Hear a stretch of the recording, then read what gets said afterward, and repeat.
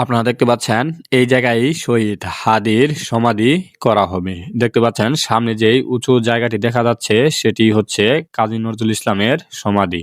তো এটি কাজী নজরুল ইসলামের সমাধি। আপনারা দেখতে পাচ্ছেন কবরটি এখানে সব কবরের মাঝে উঁচু করে দেওয়া আছে। আর পিছনে যে মসজিদটি দেখতে পাচ্ছেন সেটাই হচ্ছে ঢাকা বিশ্ববিদ্যালয়ের কেন্দ্রীয় জামে মসজিদ।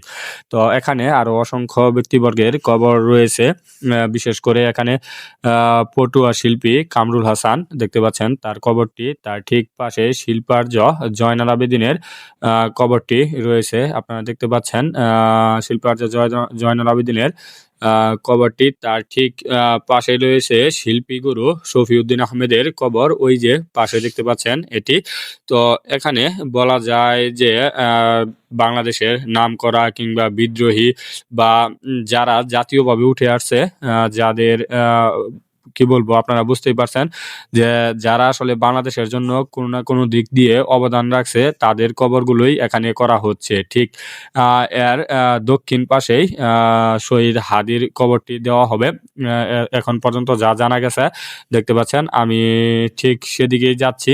তো এই যে এখানে জায়গাগুলো দেখতে পাচ্ছেন, ঠিক সামনে যেই জায়গাটি দেখতে পাচ্ছেন এখানে অনেকগুলো কবরই দেওয়া যাবে। ঠিক এখানে প্রায় 5 থেকে 6 জন কবর দেওয়া যাবে। তো এখানেই হাদিকে সমাহিত করা হবে। আপনারা এখন পর্যন্ত নিউজ অনুযায়ী যেটা জানেন। আর দেখতে পাচ্ছেন যে এখানে অসংখ্য কবর কিন্তু রয়েছে বাংলাদেশের নামকরা বিখ্যাত মানুষের।